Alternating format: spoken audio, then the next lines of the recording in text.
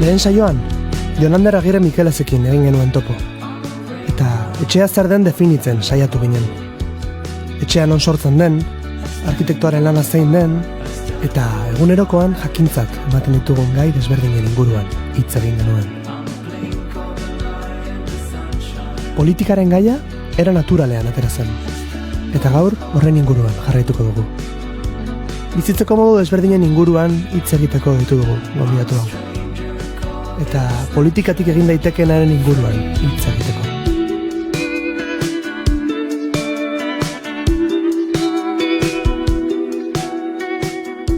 Kontu eta ikuspegi desberdinak ekarri dizkigu. Bidea egiten jarrai dezagun. Ongi etorri Lubakira. Pasa eta eseri lasai. Etxean zaudete.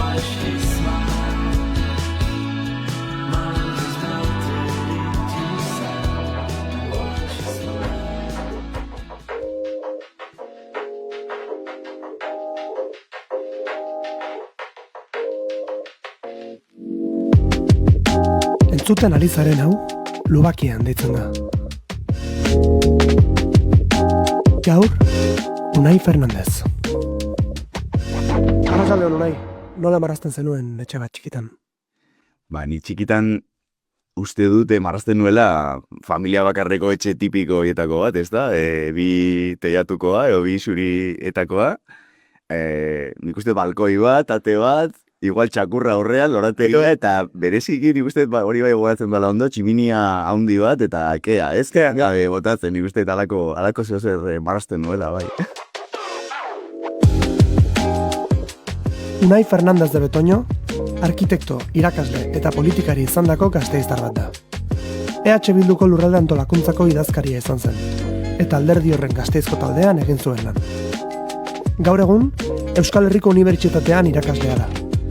Eta dugun egoeraren argazki bat egiteko, gurera ekarri dugu.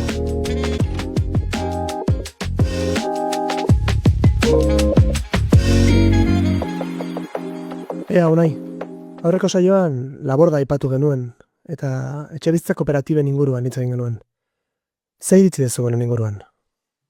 Labordak egin duten adibidez oso interesgarria iruditzen zait, pixkat irtetzen delako hemengo, ez dakit, etxe tipikoetatik, ezta? Hemen edo erosten dezu, edo alokatzen dezu, eta behaiek, pixkat nik uste Europako beste zenbait ereduetatik hartuta, jarraitu dute beste eredu bat, kooperatiba sortu dute, eta beraz, eraikin osoa da kooperatibarena, ezta? Eta zuzara kooperatibista, eta handik alde egin nahi dezunean, itzultzen dizute sartutako diru bat, baina ez duzu saltzen merkatuko prezioan, eta beraz, iruditzen zait oso interesgarria, merkatuko espekulazio eredu horretatik alde egiten duen enean. Eta gustatuko litzaidak hemen Euskal Herrian, alakoak sortzea, ezta? Uste dute baudela alako esperientzia txiki batzuk, azten, ez da eta, baina kostatzen ari zaie, zeltasunak aurkitza dituzte finantziazioarekin eta beste zenbait konturekin, eta, gustatuko litzaidak hemen ere, egotea zehozer, ereduren bat, pixkate, merkatuaren logika horretatik irtetzen dena, ez da? Zaila izaten da hemen, oso dituta gaude normalean Euskal Herriko egoera, mentzat, alokairua edo salerosketako ereduari. Eta batez ere salerosketa, nik uste hemen, jabegoaren kultura sartu egin digutela, Frankoren garaitik, nik uste Frankoren ministro bat izan zela, etxebizitza ministroa, Arrese abizenekoa, esan zuena, quiero una España de propietarios, no de proletarios, alako zehozer esan zuen, eta egia esan, jaurlaritzak ere jaso zuenetik etxebizitza eskumena, eta nik uste Nafarroako foru erkidegoan antzeko, eta Frantzian ere antzeko dabiltzala, sartu egin digute ADN-ean etxe bat jabegoan izan behar degula, ezta? Eta jarraitzen dugu horrela. Egia esan azken urtetan alokairua badirudi diskursoan asko hitz egiten dela horri buruz, baina hemen Euskal Autonomia Erkidegoan alokairua da etxe guztien 12% inguru. Ez dakit Madrilen edo Bartzelonan bikoitza edo gehiago dagoenean, Europan zifrak ere altuagoak dira, eta horrek esan nahi du, segurazki hemen saltoa emateko, batez ere gaztentzat emantzipatzeko, salto egin behar dezu erostera etxe bat. Eta, salto hori ematea, ez baldin baizu lan finko bat ondo kobratuz eta abar, hipoteka bat eskuratzea oso zaila da. eta ikusten dugu salerosketaren edo jabegoaren kultura horrek ekartzen duela arazo handi hori, ezta? Hemen gazteek alde egiten dutela gurasoen etxetik, batez beste 5 urte beranduago Europan baino. Eta nik uste oso lotuta dagoela jabegoaren kulturaren sustapen horrekin. Pasari zara eta nahiko ohiko da entzutea horrelako saioetan, Bienako kasua, Bienan gehiengoa alokairuan bizi da. Hori da, eta ez bakarrik alokairuan, daude gehiengoa, 160 inguru hirian, alokairu babestuan, alegia, daukala babes publiko, mota ezberdina daude, batzuk dira sozialak, beste batzuk eskuragarriak, baina beti merkatuaren preziotik beherako alokairuetan daude, esaten dutenez, 160 inguru. Sekulakoa da. Hemen alokairu soziala, gutxi gora bera etxe guztien 2,2 izan daiteke Euskal Autonomia Erkidegoan, ez da 1,3 llegatzen. Beraz, hor konturatzen gara, dagoela handik zer ikasi, ze hango prezioak, ointxe bertan, hemengoak baino merkeagoak dira. Ez askoz merkeagoak, baina bai direla merkeagoak. Eta horrek esan nahi du, han zehozer ondo egin dutela azken urteetan. Eta batez ere bi gauza dira, egin dute apostu handi bat alokairu sozialaren alde, alegia alokairu babestuaren alde, eta bestetik ez dute izan arazorik araudi bat ezartzeko baita ere prezioak nolabait kontrolatzeko. Beraz, nik uste, hemendik hitz egiten dugunean Bienako ereduaz, batez ere politikari batzuk esaten dute, baina Bienan daramatzate 100 urte etxeak egiten, edo 100 urte daramatzate etxe bizitza politika hori egiten, nik uste gogoratu behar zaiela hemen daramatzagula Jaurlaritzak etxe bizitza eskumena daukanetik 53 urte pasa dira. Denbora pasatzen ari da. Hori da, denbora pasa da.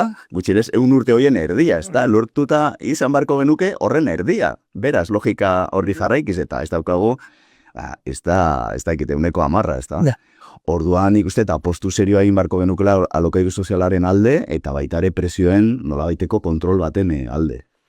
Askorentzat gainera, etxe bizitzaren jabetza amets bat bihurtu da, dirudi hori izan behar dela gure helburua, ez, jabetza, eta agian hemen dugun logikaren gatik da hori, nola txerta genezake horrelako eredu bat hemen Euskal Herrian?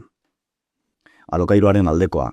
Nik uste, egia esan gaur-gaurkoz egiten dituzu zenbakiak eta hementxe bertan Donosti batean alokairura zoaz, eta ez da irtetzen askoz merkeago etxe bat erostea baino. Hori tristea da. Hori egon beharko litzateke ezberdintasuna handia, jabegoa eta alokairuaren artean, ez da? Eta horretarako alokairu askoz gehiago egin beharko litzateke, eta beraz, zure aukeraketa bat izatea, sartuko dut nire irabazien zatea handi bat etxe bat erosten, 30 urtetara, edo, akaso, alokairuan bizi nahi dezu, seguridade bat izan da, noski, hori da beste arrazoetako bat, ez dagoela seguridaderik alokairuan egoteko, baina egongo balitz Europan dagoen bezala, aukeratu zenezake, dirua beste gauza batzuetara dedikatu, ez da, adibidez bidaiatzera, edo ez da, beste bizitza proiektu bat egitera. Eta hemen, badirudi bakarrik, jabegora eraman behar degula, horretarako alokairua gehiago sustatu beharko genuke. Lege bat egin zen du, 2015an, pasa dira ja 9 urte, etxe bizitza lege bat daukagu gutxienez Euskal Autonomia Erkidegoan sustatzen zuen alokairua, baina oraindik ere nik uste politikariek gutxienez Jaurlaritzan daudenek ez dute sinisten erabat eredu horren alde apostu egin behar dela. Jabegoaren kultura, aipatu du nahiek. Jabegoaren kultura. Dioenez, ura errotuta izateak eragin handia du egin daitezkeen politiketan. Agian, horrekin hautsi beharra dago. Alokairuan beste era batean pentsatu. Baina dugun egoera ikusita, aldaketa kultura handi bat egin beharko genuke. Eta baita ekonomiko bat ere. Zergatik bizi alokairuan, hori ere ez bada, erostea baino merkeago. Politika zari zara eta horren inguruan galdetu nahi nizun. Arazo erraldoi hauei normalean politikan ematen zaie erantzuna. Nola bizi da barrutik, hau? Bueno, politikan saiatzen ari dira konponbide batzuk ematen, politika esatea ere da oso zabala, oso politika eremu ezberdinak daude, Jaurlaritza eta Legebiltzarra da EAE oso hartzen duena, Nafarroako gobernua, komunidade oso hartzen duena, Foru Erkidego oso hartzen duena, eta gero beste gauza bat da udalez udal egiten den politika gertuago hori, ezta? Ikusten dugu nola udalerrietan plan orokorrak egiten diren, eta bertan erabakitzen da, ez da, 100.000 etxe bizitza berri egitea, ez da, egunero dauzkagu horren inguruko berriak. Eta, Legebiltzarrean eta Jaurlaritzan hartzen dira beste nolabaiteko erabakiak, esate baterako prestazioak. Oaintxe bertan, lehen aipatu da, 2015ko etxe bizitza lege horretan, aitortu zen lehen aldiz, etxe bizitza aitortzea eskubide subjetibo gisa, bai. Orduan zuk, ez daukazu bakarrik etxe bizitza bat izateko eskubide abstraktoa nolabait esateko, administrazio publikoek izan behar dute zuri etxe bizitza bat emateko baliabidea, ez da? Zuk behar baldin badezu. Orduan, horretara bideratu beharko lirateke politika publikoak. Eta, Jaurlaritzako haintxe bertan, ez daukanez, etxe bat eskatzen duten guztientzat, zer egiten dute, prestazio bat, prestazio osagarri bat eman horren truke, zuk alokairu publikoan, alokairu pribatuan, alokairu librean, esan nola baita esateko, ordaindu ahal izateko, ez da? Beraz, horrelako erabakiak ematen dute, ez dakit, neutroak direla, baina badute atzetik, euskate eraginak. Egiteko moduene. Ustez esate baterako, prestazio bat ematen badiozu jendeari ordaintzeko alokairu librean, hilabetero 300 euro zure alokairua ordaindu ahal izateko, ari zara merkatu pribatuko alokairu librearen prezioa pusten, eta artifizialki. Horrelako erabakiak, ni oposizioan egon naiz, Legebiltzarrean egon naizenean eta udalean egon naizenean, eta ikustea gobernutik hartzen direla horrelako erabakiak, pixkat, ikusten duzu mesfidantzaz eta gustatuko litzaizuke gauzak aldatzea, ezta? Baina, onartu behar dira baita ere zer nolako oreka politikoak dauden momentu bakoitzean, erakunde bakoitzean, eta politika jokatzen duen papera, eta... Eta, proposamenak ere egin daitezke, lege aldaketak ere proposatu daitezke, Legebiltzarrean egon nintzenean esateaterako, proposatu nituen zenbait aldaketa, dibidez, hirigintzaren esparrutik ja, zehaztea zenbat alokairuko etxe egin behar diren, ezta? Oaintxe bertan ez dago zehaztuta zuk auzo berri bat egiten dezu, eta bai esaten da kopuru bat babes publikoko etxeak izan behar direla, baina ez da esaten etxe horiek alokairuan jarri behar diren edo saldu daitezkeen, ezta? Horra didez eskatu genuen, erdia gutxienez izatea alokairura bideratua, ezta? Olako proposamenak behar bada hasieran ez dira onartzen, baina denborarekin ondo enfokatuta baldin baude, lortzen dituzu gauzak eta hori ere pozgarria da. Etxe bizitza eskubide bat da. Erraza da paperean. Baina nola bermatzen da hori, espekulatzaileen planak hautsi gabe. Zailago oraindik. Administrazioak erantzun bat eman beharko luke. Edo jabeek traba gehiago izan. Honaino iritsita, burura datorkidan bakarra erantzun konkretuen beharra da. Orokorretik at, zehatzetik gertuago. Zerbait egin beharra dago. Nola erabaki zer? Zein norabidetan. Eta Euskal Herrian dugun egoeraren argazki bat atera beharko bazenu, nolakoa litzateke? Nolakoa da hemen dugun egoera? Naita ez, zentratu beharko nintzateke Euskal Autonomia Erkidegoan, dala gehien ezagutzen dudan Euskal Herriaren zatia, eta bertan argazkia oso larria da.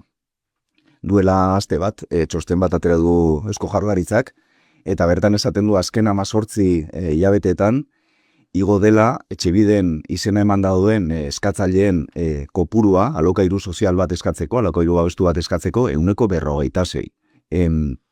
Horrek izan nahi dugu haintxe bertan, familia asko daudela ez direnak iristen haien alokairua ordaintzera merkatu librean, merkatu pribatuan, eta beraz laguntza behar dutela, administrazio publikoetatik hori egiteko, ezta? Horri gehitu behar zaio, prezioak daudela rekor historikoan, alokairuari dagokionez, pasaden udatik, 2023ko udatik gutxienez, eta egiten baldin baezu kalkulo bat, zenbatego diren alokairuaren prezioak, azken 7 urtetan ere Jaurlaritzaren datuak erabiliz igo dira gutxi gora bera 126, eta soldatak ere igo dira. Baina soldatak tarte berdinean igo dira 16% inguru. Beraz, familiak, maizterrak, alokairuan daudenak batez ere, pobretu egin dira 10% gutxienez. Claro, ez da gutxi. Eta nik uste, datu horiek, baita ere Etxebiden oraintxe bertan daudela inoiz baino persona gehiago alokairua eskatzen, lehen esan dut igo dela 156 azken 18 urtetan, oraintxe bertan gutxi gora bera 84.000 eskakizun daude Etxebiden alokairua soziala eskatzen. Errekor historikoa da. Eta beraz nik uste datu horiek erakusten dutela, porrot egin dutela orain arteko politikek, eta beraz norabide aldaketa handi bat behar degula etxebizitza politiketan nire ustez. Eta zure ustez orokorra da sentsazio hori, aldaketa behar hori, edo bada beste proposamenik, edo nolakoa horrein egoera?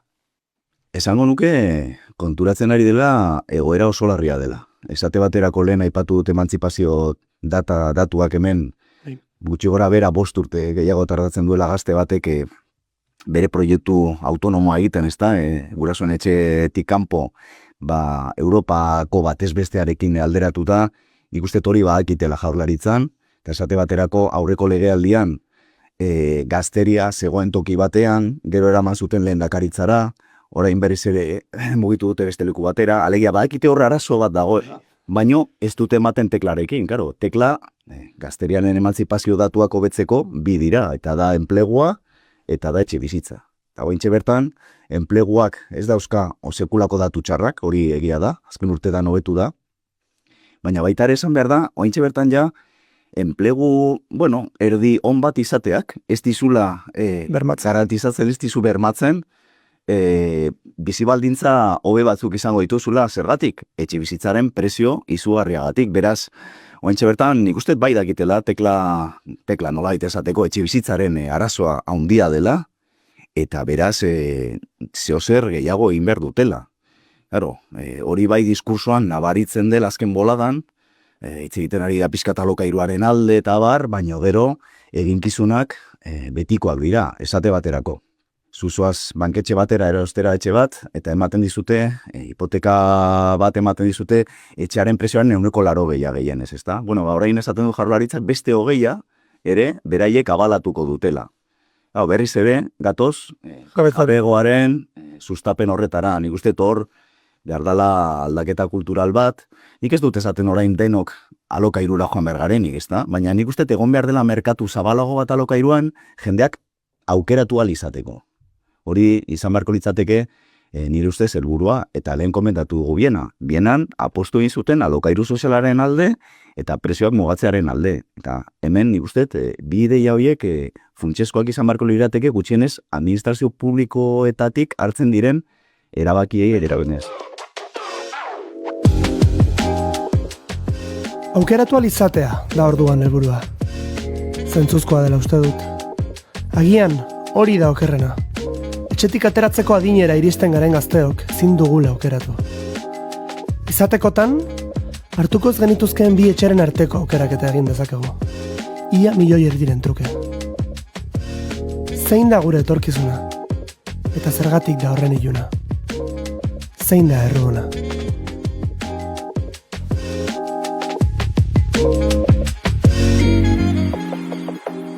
Unai, zu irakaslea zara Euskal Herriko Unibertsitatean eta egunero gazte askorekin ibiltzen zera. Gelan, nola ikusten duzu haien etorkizuna?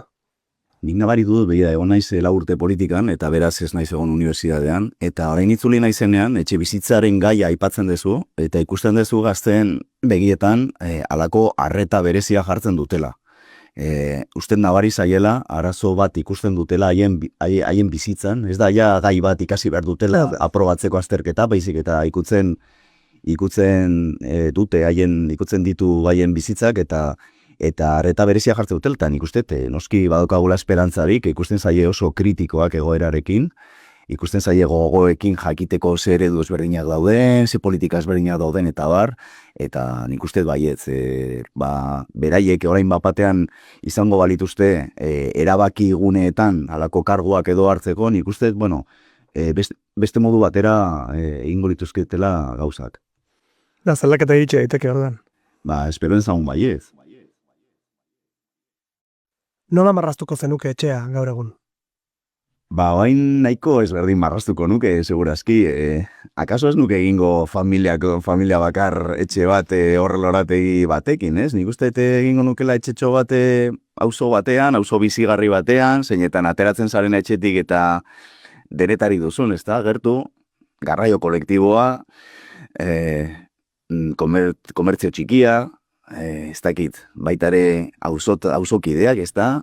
Zeinari eskatu diezaiokezun favoreren bat momenturen batean, pixkate alako gauzetan igual arreta gehiago jarriko nuke, eta kaso, oain hitz egin dugun prezioa eta gora eta bera, nik uste etxe eskuragarri bat, ez da? Ez dizuna baldintzatzen zure bizi proiektua 30 urtetarako edo 50 urtetarako, ez da? Mi esker, Zuei.